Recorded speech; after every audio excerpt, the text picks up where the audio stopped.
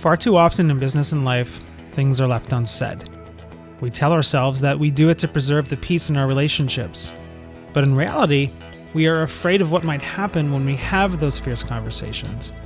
The predictable end result of those undiscussables is the deterioration of the most important relationships in our lives.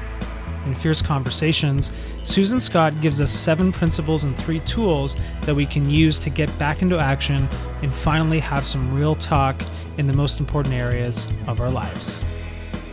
What is a fierce conversation? Before we get into the principles and tools, let's define what a fierce conversation actually is. Scott tells us that a fierce conversation is one in which we come out from behind ourselves into the conversation and make it real. It's about moral courage, making real requests, and taking action. There are 4 purposes to having one. To 1, interrogate reality. 2, provoke learning. 3, tackle tough challenges. And 4, enrich relationships. With that definition and goals in mind, let's get started. Principle number 1, master the courage to interrogate reality. There's no way around it. Having fierce conversations takes courage. But here's the reality. Most people want to hear the truth, even if they don't like what they hear. We respond deeply to people who level with us. Know that when you bring up an issue that everybody else has been thinking about but sweeping under the rug, most people will be relieved that somebody is finally dealing with it. A question to consider. What reality at home or work most needs interrogating? Principle number 2, come out from behind yourself into the conversation and make it real. As Scott points out, you cannot be the person you want to be or have the life you want unless your actions represent an authentic expression of who you really are. Being authentic isn't a personality trait, it's a choice.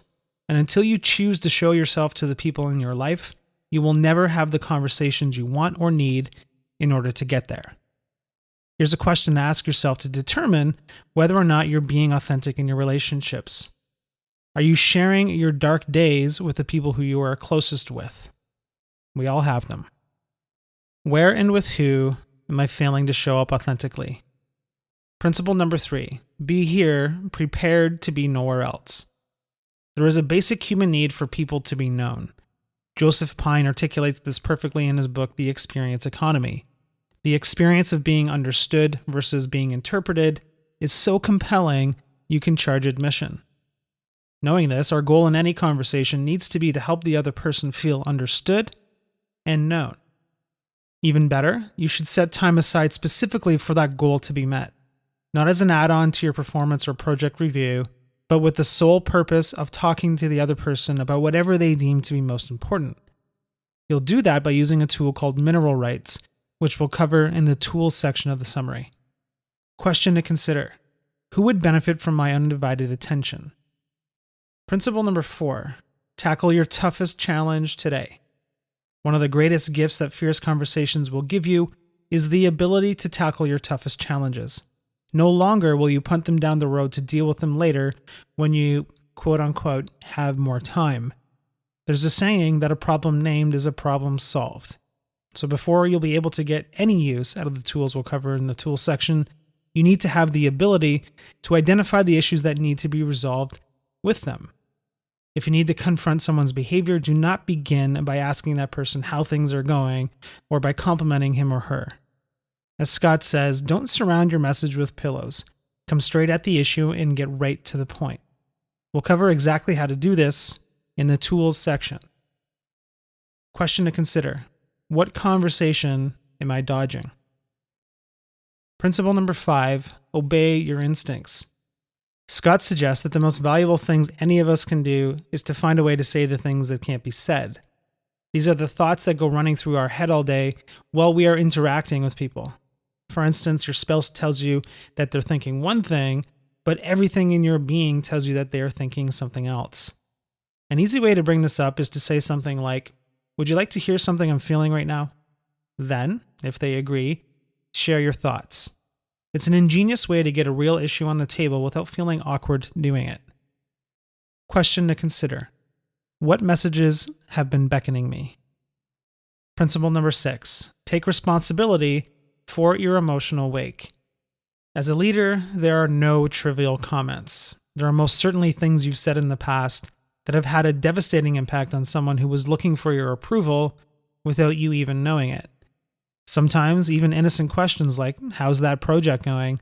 can send your team members scurrying off, reprioritizing work, and starting fires without you even knowing it. The principle here is to take 100% responsibility for the impact your words have on other people and consider your words thoughtfully before you speak. Question to consider. To whom do I need to apologize? Who deserves my praise? Principle number 7, let the silence do the heavy lifting. Scott jokes that CEOs are the most likely people to die with their mouth open. Leaders are often taught to communicate until their people are sick of hearing the message and then communicate more. But as Scott points out, the best leaders talk with people, not at them. Communication is not just about talking, it's about listening too. The best way to get another person to start talking is to be silent. Most people are very uncomfortable with silence, and so will speak in order to break it. Question to consider. What beneficial results might occur if I said less, listened more, and provided silence in which to think about what has and what has not been said? The tools. Now that we've covered the principles, it's time to move on to the tools you can use to put them into action. Tool number 1, mineral rights. One of the greatest gifts we can give to the people in our lives, at home and at work, is the purity of our attention. Scott calls this tool mineral rights, which is a metaphor for drilling deep below the surface. When you first bring this up, you and the other person you want to meet with might feel awkward. To help ease the tension, here's a script you can use to set up the meeting. Rewrite it in your own words if that makes you feel more comfortable. When we meet tomorrow, I want to explore with you whatever you feel most deserves our attention, so I'll begin our conversation by asking, what's the most important thing you and I should be talking about? I'll rely on you to tell me.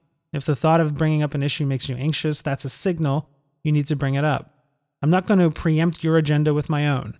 If I need to talk with you about something else, I'll take it onto the end or plan another conversation with you.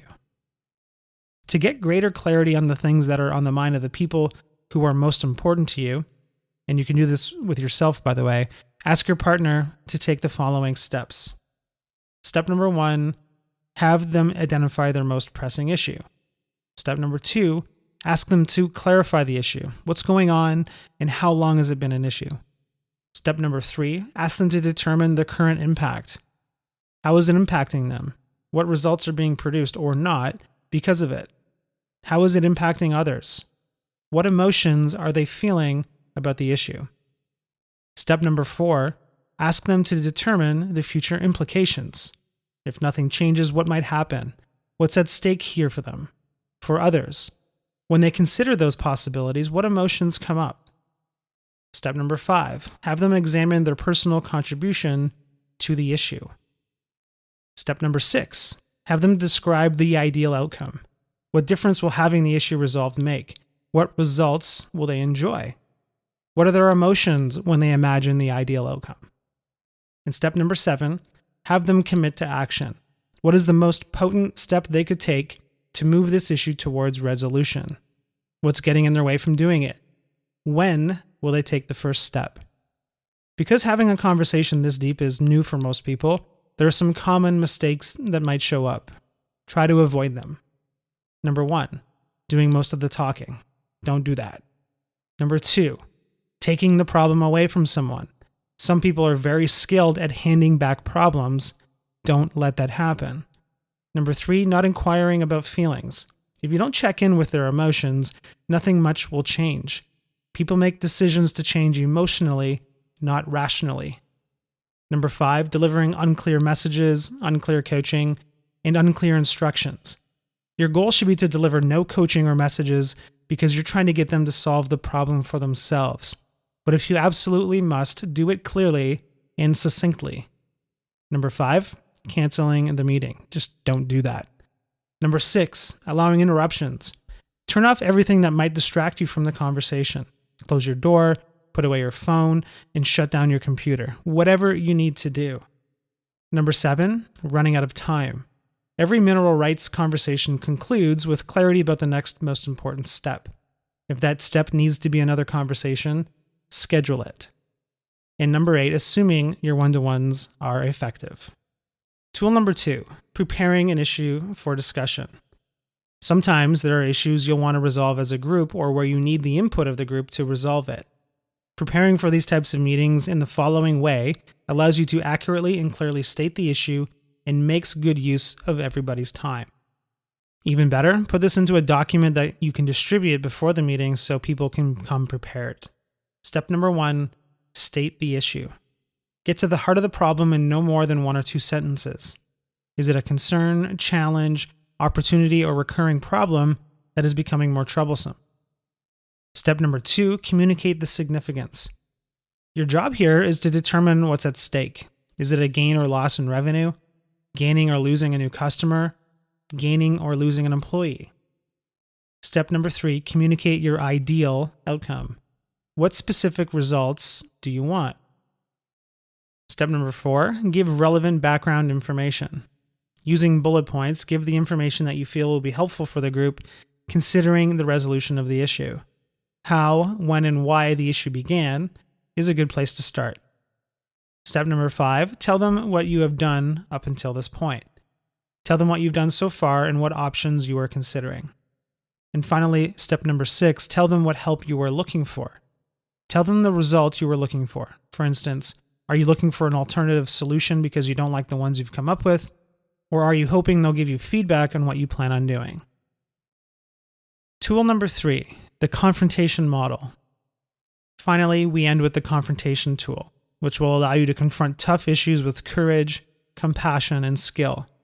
The best part about this tool is that you'll find that you're finally having these conversations because you have a strategy for them. Part number 1, the opening statement. The first 60 seconds are crucial to a confrontational conversation. That's why it's critical that you script it beforehand and practice saying it out loud. Here's what you should include. Number 1, name the issue. If there's more than one, ask yourself what's at the core of all of them. Number 2, select a specific example that illustrates the behavior or situation you want to change. Be specific and succinct. If you don't do this, the conversation will have no teeth. Number 3, describe your emotions about this issue. Telling the other person how you are feeling creates intimacy and is disarming. Number 4, clarify what's at stake. It's critical that the other person understands why this issue is important. Scott suggests that we use the words at stake and that we speak calmly and quietly, even if we are angry. Number 5, identify your contribution to this problem. You may realize, for instance, that your contribution to the problem is not communicating clear expectations from the outset of the relationship or project. Number 6, indicate your wish to resolve the issue. You're not firing or breaking up with anybody. It's important that they hear you say that. And number 7, invite your partner to respond. You want to be clear that you want to understand the issue from their point of view. This is your invitation for them to join the conversation. Part number 2 is interaction. This is a conversation, so the next step is to get a clear understanding of their side of the story. And step number 8 is inquire into your partner's views. When it's appropriate, paraphrase their words so you are clear on what they are trying to communicate. Make sure your partner knows that you fully understand and acknowledge his or her position and interests. And then finally, part 3, which is resolution. The goal of these conversations is to come to a resolution. So step number 9 is, where are we now? Ask whether there is anything that has been left unsaid and cover what is needed for resolution. And step number 10, make a new agreement and determine how you will hold each other responsible for keeping it. And there you have it. Everything you need to start having fierce conversations with the most important people in your life.